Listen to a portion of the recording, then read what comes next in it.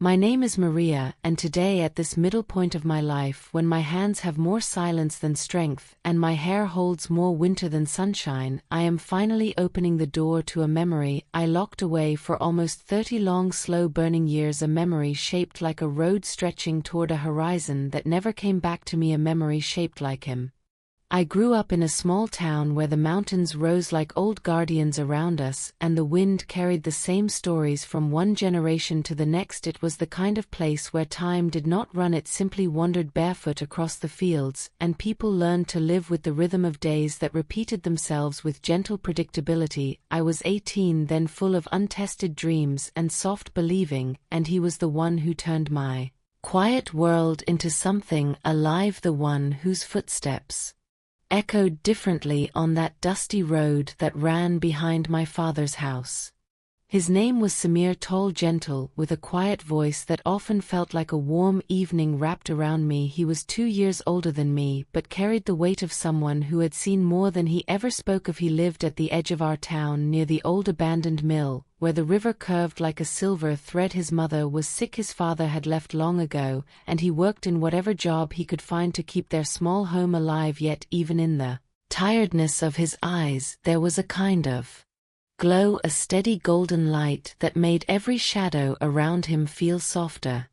Every morning he walked the same road to reach the fields where he worked, and almost every morning I found some excuse to be near the window at the right time, pretending to water the plants or shake dust from the curtains, though the truth was simple. I wanted to see him, and every time he passed he lifted his hand in a small gentle wave that fluttered inside me like a bird trying to find a sky. One day I gathered courage that trembled inside me like a fragile flame and stepped outside. While he passed, the moment he looked at me something shifted in the air, as if the wind itself held its breath. His smile came slow, almost shy, and he said, "You always wake early, Maria," and my heart stuttered at the sound of my name in his voice. I told him I liked mornings because they promised new beginnings, and he laughed softly, telling me that mornings only reminded him how much work waited ahead, but still he loved hearing the birds start the day because it made him hope a little more.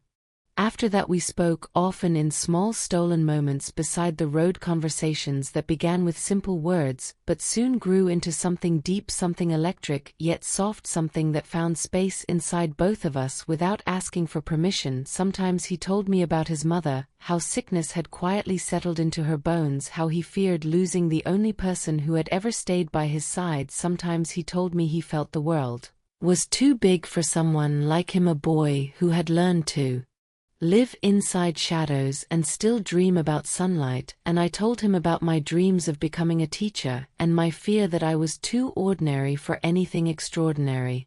Slowly that road behind our house became the thread weaving our hearts together. Every evening he walked me halfway down the path, sometimes carrying a basket of vegetables for my mother, sometimes just walking in silence with his hands in his pockets, and the sky glowing orange behind us. One evening, as we reached the old oak tree, he stopped, looked at me for a long moment, a moment that felt like a lifetime, and said, "Maria, do you believe two people can find home in each other even before they find it in themselves?" And the way he looked at me made my voice tremble. I said yes without hesitation, because I already knew he was the home my heart had been waiting for. Days turned into weeks and weeks into months, and soon the whole town had begun whispering about us, saying how we were always seen together, how we looked at each other like the world was made for just the two of us. Even my mother, with her strict ways, had begun to soften, because she saw something sincere, something truthful in the way Samir carried himself. He respected her, he helped her quietly, without being asked. He never crossed boundaries, he only made me smile, and she could not hate a boy who brought that kind of light into her daughter's face. But life has a way of hearing laughter and sending storms, and that storm arrived one winter evening when Samir's mother grew suddenly worse. The doctors said she needed treatment in the city, treatment that required money. He did not have money, he could not dream of having. He stood at our gate that night, his shoulders trembling not from cold, but from the weight of a decision pressing against his chest. He said, "Maria, I need to go, I need to find work. Real work, and I cannot do that here if I stay." She will die, and I cannot lose her like I lost everything else. My breath caught the air around me thickening with fear. I asked him how long he would be gone, and he looked at the road behind me, the same road where our story began, and he said, as long as it takes, but I will return. Spring will not end without me coming back to you. I promise you, Maria, I will walk down this very road again, and the day I return nothing will ever separate us again.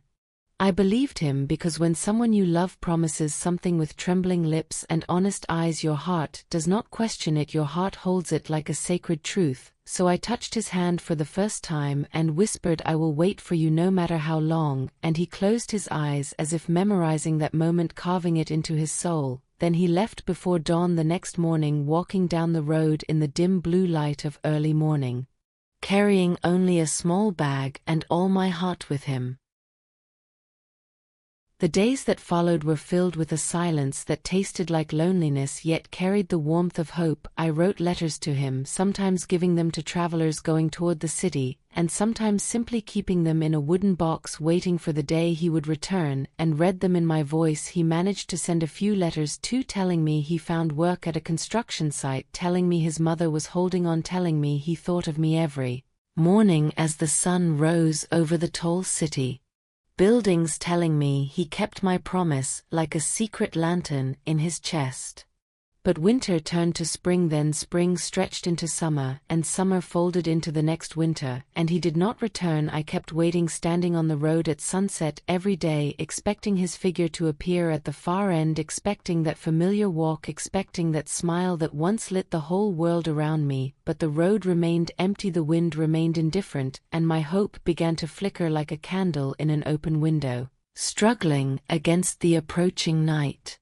The town began to whisper again, this time with pity, this time with doubt. They said he would not return. They said boys from poor families forget the promises they make. They said maybe he found a better life, maybe he found someone else, maybe your waiting is nothing but foolishness. But I refused to believe them. Love is not something you throw away because time becomes heavy. Love is something you hold because your soul knows what your mind cannot explain.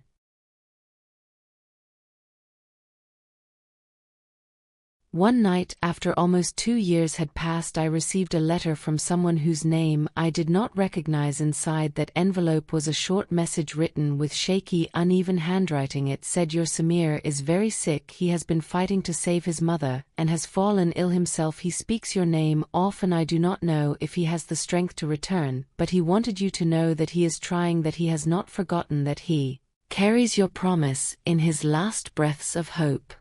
Reading that letter broke something inside me, yet also lit something else, a fierce devotion, a need to stand on that road again, waiting for the man whose struggle had carved 100 wounds inside him. I began to pray in every breath, I began to whisper his name in every silence, I began to watch the horizon, as if my eyes could pull him back to me. But the road remained empty, the days remained hollow, the wind carried no footsteps, and the world around me slowly began to tilt toward a truth I refused to accept. That was the beginning of the long journey my heart took through, years of waiting, years that reshaped me, years that folded themselves into my bones like slow falling snow.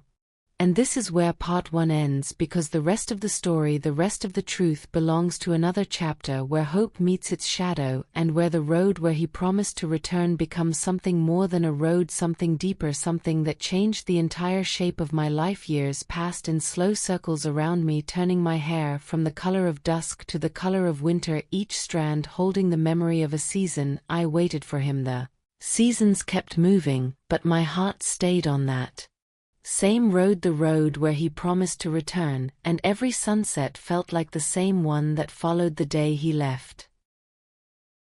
I learned to bury my tears behind work, behind chores, behind gentle smiles for others, but no matter what I did, there was always a part of me that listened to the faint breathing of hope, the kind of hope that refuses to die even when the world insists it should. So every evening, I walked the old road, sometimes with quiet steps, sometimes with trembling legs, but always with the same prayer inside me: let him come back, let him find his way home.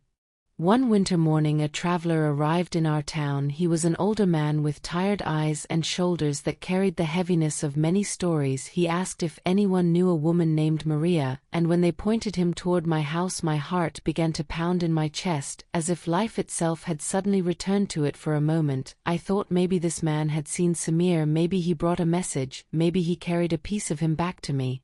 I invited him inside, my hands shaking without reason, and he sat slowly as if he feared breaking the silence between us. He looked at me with a softness that made my breath still, and he said, "I knew a young man named Samir, a gentle soul, who spoke your name like it was the last warm place left in his life.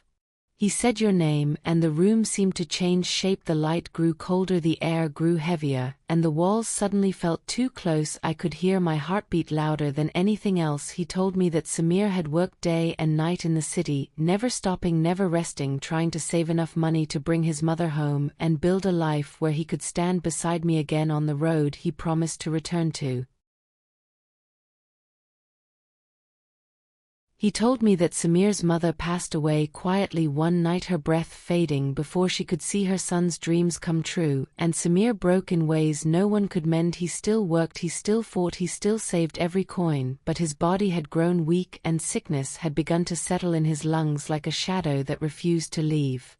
Then the man reached into his worn bag and pulled out a small folded letter, the edges soft, as if held many times, and he said, "He wrote this for you," but he could never gather the strength to send it off, and in that moment my world slowed, my breath held itself still, and I opened the letter with trembling fingers. The words were uneven, each one carrying the weight of someone fighting through pain. He wrote, "Maria, I promised I would walk back to you on the same road where your footsteps once walked beside mine. Every night I close my eyes and see that road. I see the light in your eyes, and I feel the warmth of your hand, the hand I only held once but wished to hold every day of my life." He wrote, "I tried, Maria, I tried more than my heartbeat could handle. I worked, I fought, I dreamed, and even when my mother left this world I held on to your promise like a flame inside the darkest night. You gave me a home when I had none, you gave me a tomorrow when I had lost the meaning of today, but my strength is leaving me, and I fear I may not return in this life." He wrote, "If I cannot walk that road back to you, then forgive me. Let your life find its own light, let your days find new warmth. Do not let your heart stay frozen waiting for a man who loved you more than he loved his own breath, but could not defeat the shadow inside his chest. You are the one thing I wished I had more time to love." The letter ended without a farewell, and the absence of goodbye hurt more than goodbye itself, because it meant he was writing with fading strength, writing as if every word was his last breath. After reading the letter, my tears finally broke free, running down my face like a river that had waited too long. The man looked at me with quiet sorrow and said he passed away in a small clinic at the edge of the city. The morning sun was touching his face, and he whispered your name just before he left. He whispered Maria, he whispered the road he promised to return to, and then he was gone. The world around me fell into a silence so deep it felt like the earth itself had paused to mourn. I held the letter against my chest, as if it could bring him back, as if the warmth of my heart could somehow reach him across the distance between life and death, but the only thing I felt was emptiness, the kind of emptiness that changes everything inside you.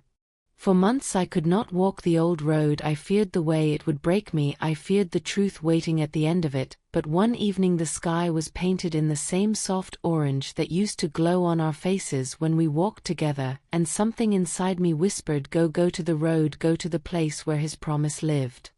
So I walked slowly, letting the wind move through my hair, letting the memories rise like fragile shadows around me. The trees had grown taller, the dust carried the scent of many forgotten days, but the road felt the same, the road where he waved to me every morning, the road where he confessed his hope, the road where he promised to return. I reached the old oak tree, the place where he once asked if two people could find home in each other, and I sat beneath it, feeling the earth hold me the way he once wished to hold me. I whispered his name softly, and the wind carried it away, as if delivering it to a part of the world I could no longer reach. I come here often now, not to wait, but to remember, because waiting belongs to a past I have finally made peace with, but memory belongs to the heart, and I carry him there not as sorrow, not as ache, but as a quiet warmth that rises whenever the wind touches my face. Some evenings when the world grows very still, I feel as if his footsteps move along the road again, not in this life, but in the gentle place where love goes when it can no longer stay here with us, the place where promises that could not be fulfilled still breathe softly like distant echoes. And though he never returned in the way he had promised, he returned in another way, in every memory, in every breath, in every tender ache that shaped the woman I am today. The road where he promised to return did not bring him back to me, but it brought me to the truth that love does not end, it simply learns to live inside the quiet spaces between what we hoped for and what life allowed. And now whenever the sun sets behind the mountains, I look toward the far end of the road and whisper, "I kept my promise, Samir," and somewhere in the fading light, I feel as if he whispers back, "So did I."